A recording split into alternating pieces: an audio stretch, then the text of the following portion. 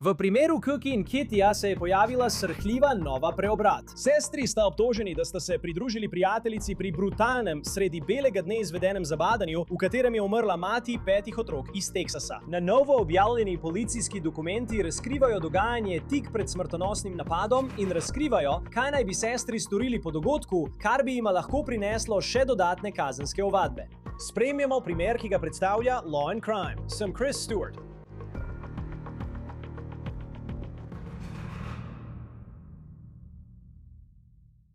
Mnogi so se spraševali, kaj bi lahko privedlo do tega spora. In zdaj dobivamo vpogled v vse to s policijskim poročilom, ki so nam ga poslali organi v Del Riu v Teksasu.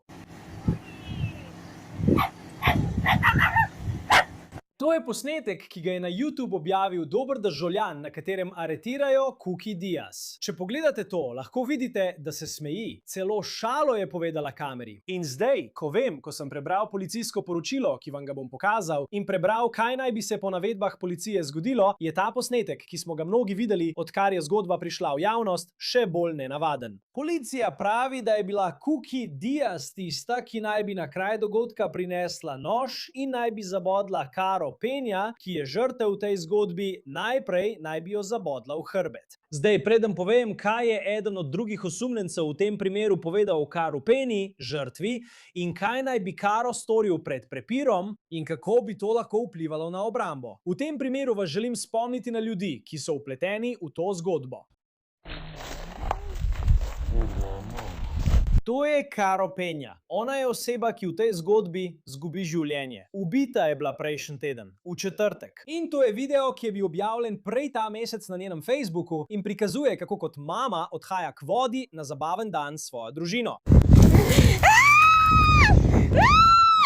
Caro je bila stara 32 let in je bila mama 5 otrokom. Načelnik policije iz Del Ria v Teksasu je v intervjuju za TMZ razkril, da verjame, da je Caro poznala Cookie in Kitty Diaz, pa tudi tretjo osumljenko v tem primeru, njuno prijateljico Kiandro Faz. Vendar v tem intervjuju ni povedal, kako so se poznali. Torej, obstajajo velika vprašanja glede okoliščin tega, kar se je domnevno zgodilo tukaj. In prav tako še vedno ni jasno, kaj je privedlo do tega nasilnega spopada.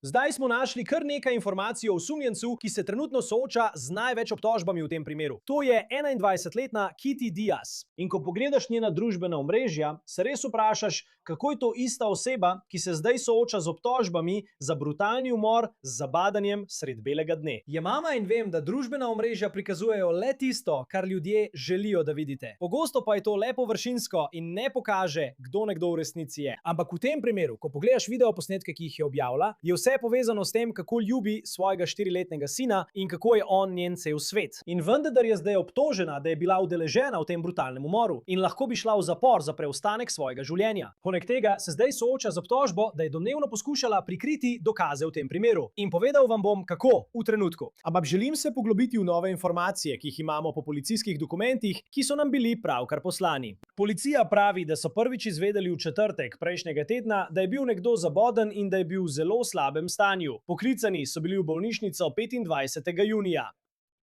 In ko so prišli v bolnišnico, so izvedeli, da je bila Caro Peña domnevno 3-krat zabodena, 2-krat v hrbet in 1-krat v trebuh. Njene poškodbe so bile tako hude, da so jo zdravniki poslali v bolnišnico v San Antonio v upanju, da ji bodo lahko rešili življenje, vendar je nekaj ur kasneje umrla. Policija je nato ugotovila, da je bila Peña domnevno zabodena v tem domu v Del Riu. Policija zaenkrat ni razkrila, kako so prišli do teh informacij, vendar je preiskava potekala zelo hitro. Ko policija pride na kraj dogodka, grejo v hišo, ki je poleg naslova, kjer naj bi prišlo do spora. In tam vzpostavijo stik z 19-letno Kiandro Faz.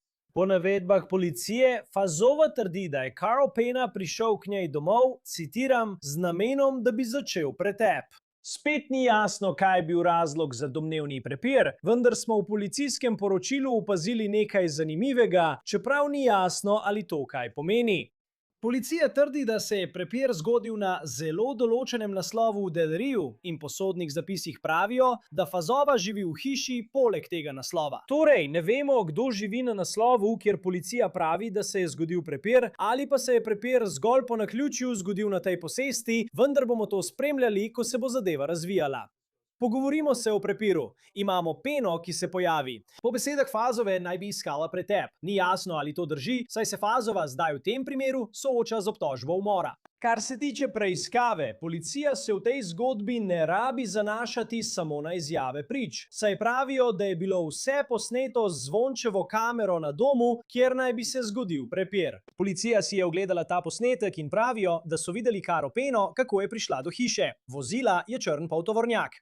In kmalu zatem, ko pride in začne prepir s Fazom, se pojavi črn Chrysler. In tukaj v zgodbo vstopita Cookie in Kitty Diaz. Policija zapiše: sestri izstopita iz avtomobila in pristopita k Caro Peni. Citiram: na videoposnetku je mogoče opaziti Amajo, kar je Cookiejevo pravo ime, s predmetom, za katerega menijo, da je nož, v njeni desni roki. Cookie in Carl Pena se zapleteta v pretep in opaziti je mogoče, da Cookie udari Carla Peno v hrbet, kjer je na hrbtni strani njene majice vidna kri. Opis Cookijevih oblačil je bil rdeča majica brez rokavov in modre kavbojke. Zdaj pa ponovno verjame se, da je bil Pena zaboden 3-krat. To je najprej poročal Fox News. 2-krat v hrbet in 1-krat v trebuh. To je brutalno. Iskreno, težko je najti besede, ko pomisliš, kako brutalno je, da bi nekdo to naredil drugemu človeku. Zdaj, Kitty Diaz, mama, ki jo vidite na tistih TikTok videih, ki je očitno tako zelo ljubila svojega sina in je bil njen cel svet, njen razlog za življenje, naj bi fizično napadla Caro Pena na posnetku. In potem policija pravi, da naj bi Kiandra Faz prav tako napadla Peno. Trenutno ni jasno, kako je Penja uspela priti do bolnišnice, vendar policija pravi, da so po domnevnem napadu njeni domnevni morilci pobegnili s kraja dogodka. Rad bi poudaril, kako hitro je policija ukrepala v tem primeru, saj je policistom vzelo približno 2 uri od trenutka, ko so bili poklicani v bolnišnico, kjer se je Pena borila za svoje življenje, do trenutka, ko so lahko opravili aretacijo v tem primeru. Policija pravi, da so sestre Diaz izsledili do hiše na drugi strani Delarija in tam naj bi bil parkiran tudi avto Cookie, s katerim naj bi se domnevno pripeljala na pretep. Pomembno je tudi omeniti, da policija pravi, da je bila na posnetku med pretepom Kitty Diaz oblečena v roza majico brez rokavov in modre kavbojke, medtem ko je bila Cookie oblečena v rdečo majico brez rokavov in modre kavbojke. Ko pa jih je policija nekaj časa kasneje videla v hiši, kamor naj bi pobegnile, so med pogovorom s Kitty in Amajo opazili, da nista več nosili oblačil, ki so jih prvotno videli na posnetku. Poleg tega pa sta bili nedavno stuširani, saj sta imeli mokre lase. Kasneje tisto noč, okoli 9, približno 5 ur potem, ko so bile aretirane sestre Diaz in Faz, je Pena izgubila življenje, saj je podlegla poškodbam v tisti bolnišnici v San Antoniju. Ti policijski dokumenti pravijo, da bi morali Cookie Diaz, Kitty Diaz in Kiandra Faz odgovarjati za umor, vendar še vedno niso bili obtoženi. Torej čakamo, da se to zgodi. Kitty Diaz se sooča tudi z dodatno obtožbo zaradi poseganja v dokaze. Po sodnih zapisih so bili vsi 3 osumljenci brezposelni in vsi so pridržani v lokalnem zaporu v Teksasu, kjer so jim določili varščino v višini $5 milijonov. Na spletu kroži slika, ki naj bi prikazovala domnevni prepir med Peno in njenimi 3 napadalci. Ta slika je preveč nazorna, da bi vam jo lahko tukaj pokazali. Zdi se, da ima Pena kri na hrbtu, medtem ko jo obkrožajo 3 ženske. Ena od Peninih prijateljic je za Fox News povedala: ta punca, bila je borka, še vedno se je borila za sebe. Pridružuje se nam upokojeni detektiv za umore Phil Waters iz Teksasa, da bi govoril več o tej preiskavi. Veseli nas, da ste kot vedno z nami tukaj na Law and Crime. Ena od osumljenih, Kiandra Faz, je policiji povedala, da je žrtev Caro Pena prišla k njej domov, citiram, iskat pretep. Očitno je bilo vse to ujeto na videoposnetku, tudi sam napad, pravijo policisti. Koliko spe razlog, zakaj je Caro Pena prišel k hiši, za vse, kar se bo dogajalo v prihodnje? Dobro je biti spet z vami, Kris. Povem vam, vse se nanaša na motiv. To ni nekaj, kar bi bilo treba dokazovati na sodišču, če oziroma ko bo zadeva prišla do pregona. Vendar je za detektive vedno pomembno ugotoviti, zakaj pride do takšnih okoliščin. To je vedno veliko vprašanje. Zakaj? Mislim tudi, da je na eni strani motiv. Tako nekako razumemo, kako sta se povezala. Načelnik policije v Delariju je dejal, da sta se do neke mere poznala. Res ne vemo, kakšen je bil njun odnos. Prav tako si tudi sami še nismo ogledali posnetka. A vendar se zdi, da gre za zelo brutalen umor. Po drugi strani pa, če je Carl Pena prišel k hiši iskat soočenje, ali to odpira vrata? Potencialno za nekakšen argument o samoobrambi, ki bi ga lahko uporabili osumljenci, glede na to, da obstaja posnetek, ki ga bo porota kasneje videla in bo prikazal, kako je prišlo do tega soočenja. Mislim, da ni nobenega. Mislim, da tukaj ni nobenega argumenta za samoobrambo. Jasno je, da obstaja neka vrsta odnosa med tremi ženskami, ki so zagrešile umor, in žrtvijo v tem primeru.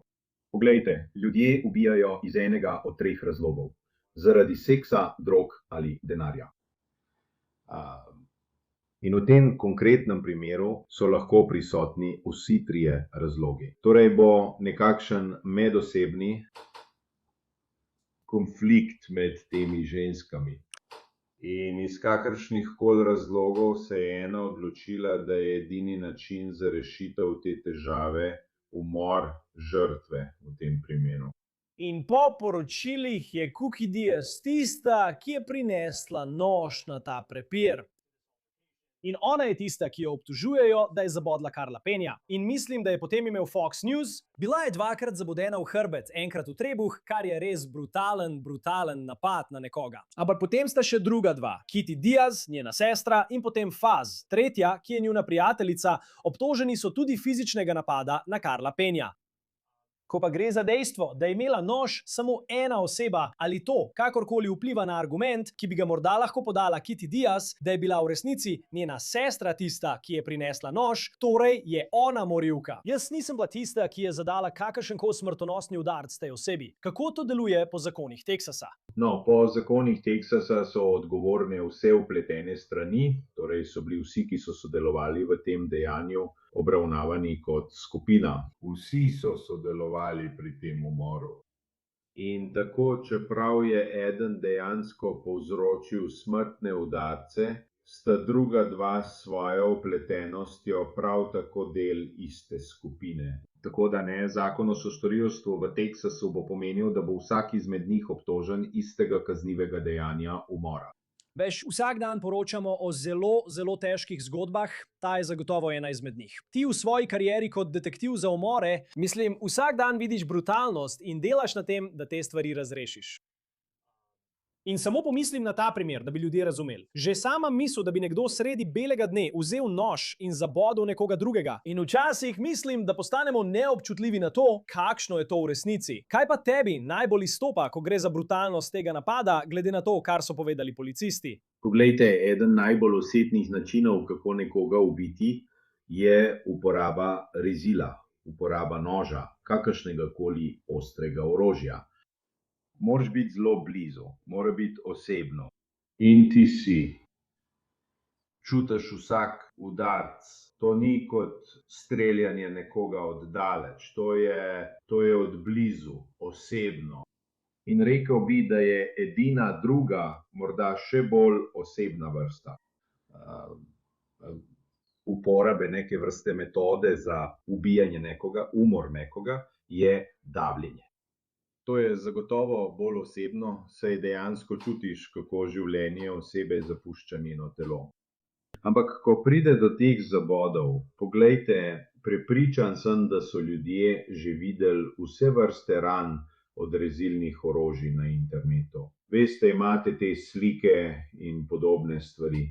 In so brutalne. Grozen je pogled na človeško telo, ki je razrezano, prebodeno večkrat, še posebej, ko govorimo o večkratnih ubodnih ranah. Malo sem presenečen, da so bile samo nekako manjše število ubodnih ran na tej stvari. Ko nekdo običajno, kar sem videl, je, da ko nekdo uporabi nož in obstaja neka osebna zamera, je ponavadi tako. Obstaja bolj oseben odnos, bolj, veste, motivirani so z nekim sovraštvom do te osebe in uporabijo nož. Običajno je to nekaj, kar uide izpod nadzora in pride do pretiranega števila ran. Ampak veste, kar je zanimivo pri teh ženskah, ki so tukaj vpletene, seveda ne poznamo ozadja, in to je tisto, kar me tukaj zanima. Šle so tja iskat pretep in ga tudi dobile. In v tistem trenutku dejstvo, da obstaja video in podobne stvari, zanje ne pomeni ničesar. So nekako kratkovidni, imajo eno stvar v mislih in so šli ven ter jo izvedli. No, in obstaja tudi video, kako so aretirali Cookie Diaz in Kitty Diaz. In potem, veš, smo objavili prispevek pred nekaj dnevi, ko je ta zgodba prvič prišla ven in še nismo imeli vseh policijskih dokumentov. Objavljeno je bilo le sporočilo za javnost, ki ga je izdala policija Del Rio. In potem vidiš ta video, kjer se nekako smejijo, pravzaprav se res smejijo, ko gredo. Ampak Cookie Diaz je tista, pri kateri zelo jasno vidiš nasmeh na njenem obrazu. In potem celo se pošali kameri. Takrat kar Penja še ni umrl. Ampak če je vse to res, se smeji, medtem ko jo aretirajo, potem ko je nekoga dvakrat zabodla v hrbet in enkrat v trebuh, pravijo policisti. Samo, kaj pa vi? Saj ste v svoji karieri imeli opravka z ljudmi, ki so storili grozljive zločine. Kako sploh dojameš nekaj takega? Ko vidiš to in veš, česa je zdaj obtožena? No, mene to ne preseneča. Veš, ko sem videl ta del tega posebnega incidenta, sem se nekako vrnil daleč nazaj, Krenwinkel in tista druščina iz Mansonove družine s Charliem Mansonom. Mislim, počeli so isto stvar. Veš, Smejali so se in mislili, da je to velika šala. Tako da včasih sploh ne veš, kaj je to. Ali je preprosto hladnokrvna oseba, sociopatka in morda celo na ravni psihopatke. Mislim, veste, razlika, vsaj po moji preprosti definiciji med tema dvema je, da sociopat naredi nekaj takega, stori tako dejanje in misli, da je bilo to, kar je naredil, upravičeno. Psihopat pa po drugi strani stori sociopatsko dejanje in v tem uživa. Tako da ne vem, če je to tukaj pokazatelj, da je dejansko uživala v tem, kar je počela. Vračam se k incidentu Karle Faye Tucker, umoru s krampom v Houstonu. In tista ženska ubila je 2 osebi s krampom. Kramp je zapičila v prsi žrtve, ženske, in kasneje v intervjuju s policijo povedala, da je doživela orgazem vsakič, ko jo je udarila. Torej, samo povem vam, ko se zgodijo takšni dogodki, je to. Zanimivo je opazovati reakcijo v tem primeru osumljencev, ko so aretirani. In povem vam, ta posnetek aretacije in smeh, ki ga spremlja, ne bo šel v njihovo korist na sojenju. To jih ne bo prikazalo v najboljši luči. Ker to je bilo moje naslednje vprašanje, saj je jasno, da bo takšen posnetek pritegnil pozornost medijev in postal viralen. Ko ga vidiš, je res šokanten. Vsakič, ko to pogledaš, si misliš, da je to, tudi če to ne bi bil primer umora, ideja, da nekoga odpeljejo, ker ga skoraj zagotovo čaka zapor, on pa se smeji nekaj ur po dogodku, je res neverjetno za videti. Ampak če si ti tisti, ki gradi primer, če si detektiv v tej zadevi, že samo takšno vedenje. In ne vemo, ali so kaj rekli v policijskem avtomobilu na poti nazaj v zapor, kjer so zdaj pridržani. Ampak kako takšno vedenje vpliva na primer, ki ga gradiš proti njim? No, vse je del širše slike, ne? Mislim, če sem detektiv, ki bo zasliševal te ženske, moram to upoštevati. In ko greš tja, da govoriš z njimi, ne boš takoj načel teme njihovega vedenja ob aretaciji. Ne boš takoj skočil noter in začel govoriti o samem incidentu. Mislim, če grem tja na zaslišanje, bom poskušal vzpostaviti odnos z njimi. In želim, da začnejo s tem, da govorijo o odnosu, ki so ga imeli z žrtvijo. Torej, začnimo tam, kako jo poznate. Veste, kaj je pripeljalo do tega, in jih spodbudite, da se odprejo, upajmo, in vam povejo, kakšna je bila motivacija za to stvar. In potem, ko imate več udeležencev tukaj, lahko v določenem trenutku začnete igrati enega proti drugemu. Tako, in upajmo, da dobite več informacij, veste, od vsakega izmed njih. No, in vedno, in veste, morda bomo nekega dne videli posnetek zaslišanja, če ta obstaja. Veste, če so na koncu govorili s policijo in kaj so morda povedali. Veš, Faz, osumljenka, povedala je dovolj, da je rekla, da je Penja prišla iskat pretep. Ampak se tudi sprašujem, verjetno niso vedeli, da ima policija, kar mislim, da je posnetek celotnega spopada, s kamere na hišnem zvoncu. Ko greš na zaslišanje, če ne vejo, da imaš to. In lahko vidiš vse, kar se je zgodilo, kako detektiv to izkoristi in gre noter. Kakšen je načrt, ko sediš z nekom, za katerega veš, da si videl vse, potem pa ga pustiš, da govori in pove svojo plat zgodbe? Kako uporabiš ta posnetek proti njim v zasliševalnici? No, to je vprašanje časa, Trištof. To je nekaj, česar ne boš razkril. Težko bi verjel. Mislim, v svetu, v katerem zdaj živimo, v digitalnem svetu, bi mi bilo zelo težko verjeti, da ne vedo, da obstajajo posnetki. Da ne vedo, da je tam morda kamera na zvoncu. Težko bi v to verjel. Upam, da bojo lahko opravili razgovor s temi ljudmi. In seveda želite biti pripravljeni, ko vstopite v sobo za razgovore, z vsemi informacijami, ki jih lahko dobite. Zato si boste ogledali posnetek, ker želite imeti to v glavi, ko boste vedeli, kaj se je zgodilo. Gledate posnetek in vidite, kaj se je zgodilo. Kdo je udaril prvi, kdo je začel prvi spor. In kdaj so se potem ostali vključili v pretep. Torej, to bi bilo pomembno v smislu, če pridete do točke v tistem intervjuju, kjer se oseba, s katero govorite, odpre in začne govoriti z vami, potem vi in jih boste vprašali. Ne boste jim postavljali zaprtih vprašanj o tem, kar ste videli na posnetku. Želite jim postavljati odprta vprašanja in jim dati priložnost, da razložijo, kar ste videli na posnetku. Torej jim ne želite podajati informacij, seveda v nobenem razgovoru, ampak v tem primeru imate referenčno točko, kjer natančno vidite, kaj se je zgodilo, kaj se je pripetilo.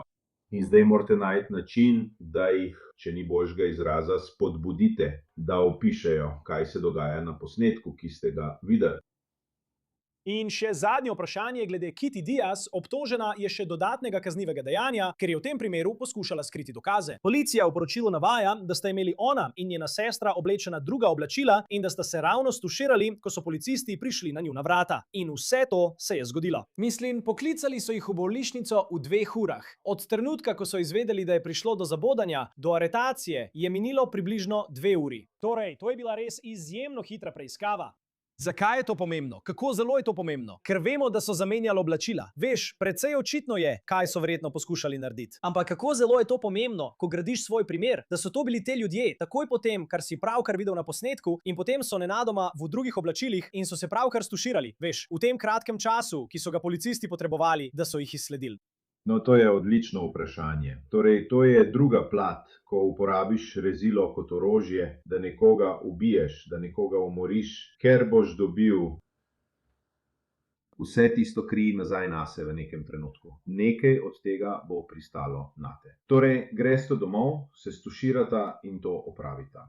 To so okoliščine, ki kažejo, da so prav ti ljudje storili to kaznivo dejanje. Torej, zbiranje teh dokazov, te vrste dokazov, je ključno, da lahko sestaviš primer, ki ga imaš. Na časovnici imaš niz dogodkov, ki so se zgodili, nato pa lahko slediš dokazom in kam so šli. In jih, upajmo, tudi najdeš. Zdaj jim to bo pokazalo, da bo šlo za krivdo, za dejansko dejanje teh ljudi, ki hodijo naokoli. Oni manipulirajo z dokazi. To bo hudo kaznivo dejanje posedanja v dokaze. Torej, to je dodatna obtožba. Karkoli so naredili, da so se znebili noža, karkoli so naredili, da so očistili svoje oblačila, take stvari. In upajmo, da lahko pridete do oblačil, preden jih očistijo. In zdi se, da so bili tukaj precej hitri pri iskanju osumljencev, zbiranju dokazov in podobno. Torej, trenutno se zdi, da je bilo zelo malo stvari, ki jih niso preverili. In uspelo jim je hitro ukrepati. Detektivi so lahko hitro ukrepali in pridobili večino dokazov, če ne celo vseh. Ja, in videli bomo, kaj se bo zgodilo naprej. Mislim, da trenutno ni jasno, ali imajo morilsko orožje, vendar imajo zagotovo veliko dokazov prek tistega nadzornega posnetka, za katerega pravijo, da ga imajo. Videli bomo, kaj se bo zgodilo naprej v tem primeru. Phil Voters, upokojeni detektiv za umore. Vedno je odlično imeti vaše strokovno znanje tukaj na Law & Crime. Hvala, da ste bili z nami. Hvala, ker ste me povabili, Križ. Cenim to. To bo vse za današnji primer, ki ga predstavlja Law & Crime. Naročite se na nas na YouTubu in Spotifyju, prav tako pa nas lahko spremljate na Peacocku. Sem Chris Stewart, se vidimo naslednjič.